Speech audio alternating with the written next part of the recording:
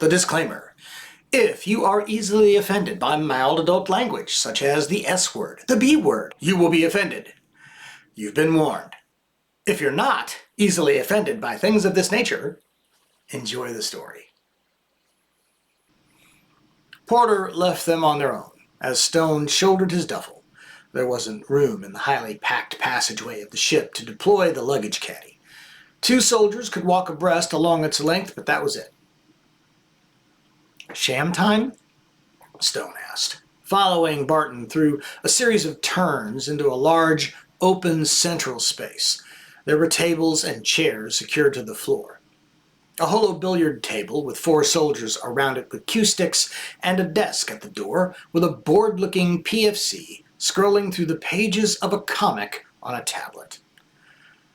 Weekly 5 hours of training we have to go through, covering basic soldier shit. Mainly, we just hide from Waldrip and Top and Daydrink, but Porter has to submit a lesson plan to them. Welcome to the Charlie Hawk Day Room, Barton said with a wide gesture of his arm. So is it Charlie Hawk or Sorry Hawk? Stone asked. I saw that painted on the side. They're interchangeable. Depends on if it's a bad day or a real bad day. What about good days? Stone asked. Barton looked at him like he'd suddenly sprouted gills. Good days? What do we have here, Barton? The PFC behind the desk asked. PFC Deadline Legrand. How'd you get blessed with being on CQ again? Barton asked. Deadline the Upper X-Axis Power Station, Legrand answered with a shrug. Broke a bolt off on the fuel waste transport line. Didn't you use a torque adjuster? Stone asked. The PFC shrugged. I couldn't find mine, so I used a regular one. And what the hell would you know about it?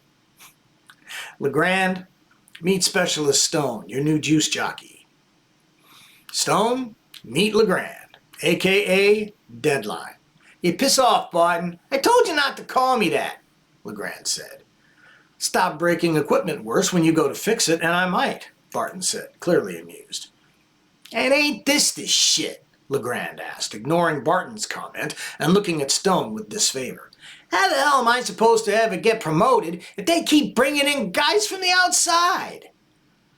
Stop showing up to formation hungover, and that might happen too, Barton suggested. Whatever, Legrand said, reaching into a drawer and pulling out an electronic key. All there is to do here is drink, or play spades, and I suck at spades. Yeah, you do, one of the pool players called out. Hey, bite me, Garcia, Legrand shot back as he slid his tablet across the desk at Stone along with the key. You're rooming with Custer and King Bob. Thumbprint on the screen to acknowledge receipt of the room key.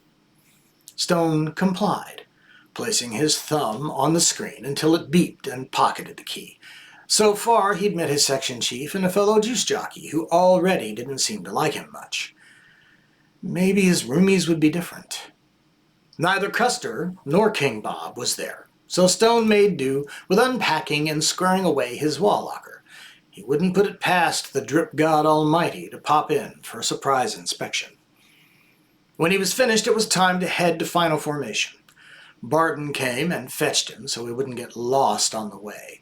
He would learn the layout of the ship eventually, but it would take him a few days and getting lost more than once before it would all make sense. Just like any new assignment, he thought. After the formation and chow, he wasn't sure what to do with himself, but Barton had a plan for that as well. He and Garcia, along with Custer, took him on a tour of the ship, starting with the enlisted club, where they all had a beer. As the new guy, Stone had to buy the first round. But he was prepared for that. They then took him to the unofficial enlisted club, which was basically a hooch parlor near engineering. There were dice games and other opportunities to be separated from one's pay available, as well as some of the best space-made moonshine Stone had ever tasted. He tried to go slow, as he didn't want to get totally shit-faced on night 1. First impressions and all that. He maintained a very heavy buzz and even won a few credits at a dice game before Barton called it a night and said they all had to get back to quarters. Checking his watch, Stone thought it was a little early, but something in Barton's tone made him think that he shouldn't argue the point or try to stay out on his own. Somewhere along the way, they had lost Custer. "Where'd Custer go?" Stone asked as they wove their way back to their own berth. "He slipped out early." "I don't think he can handle the hooch," Barton said. "He comes from Coventry, and that whole planet is like super religious. He's a rebel, but a new one." "Oh yeah, Coventry. Home of that weird-ass Space Jesus cult. I heard of it," Stone said, as he held his key to the door and it slid open. As he stepped through, someone shoved a dark bag over his head, and he lost all sense of hearing and sight. Before he could try to rip it off, strong arms pinned his hands behind his back, and a pair of flexicuffs were applied to his wrists. He struggled and fought to free his arms, but between the cuffs and the strength of whomever was holding him, it wasn't happening. Panic rose in his throat as someone lifted his legs, and he was carried away in what direction he had no clue. Maybe it was the hooch.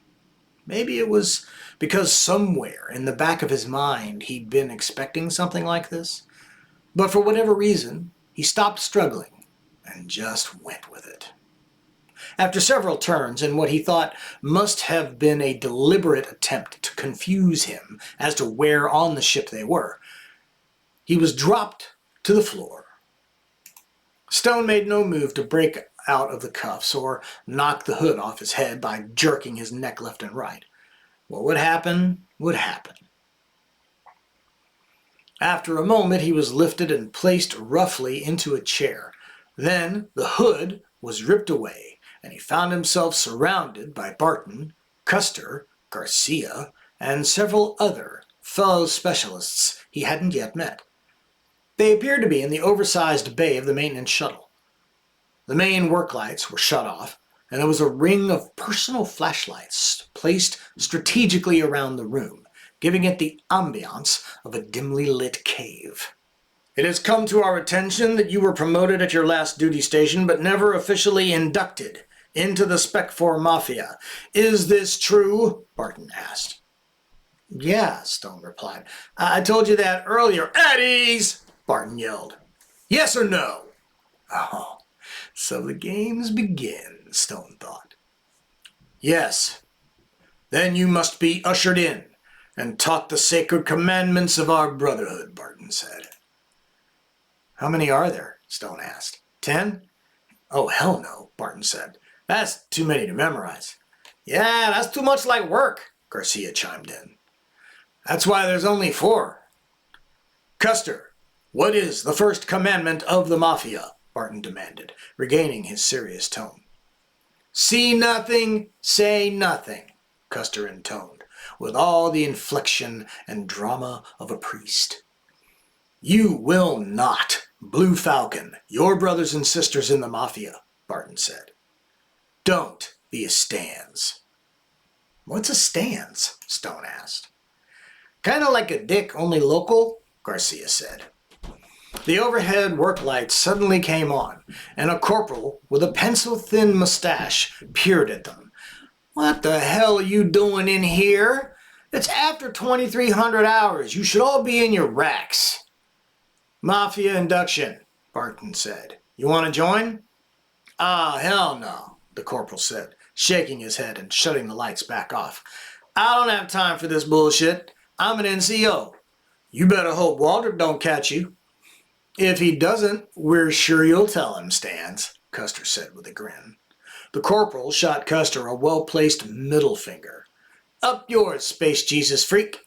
I want this deck cleared in 5 minutes. If it isn't, I'm coming back here with the drip god almighty, and he'll have you losers pushing the deck into the sun." "So, that's a Stans," Stone said, after the corporal had departed. "The one and only.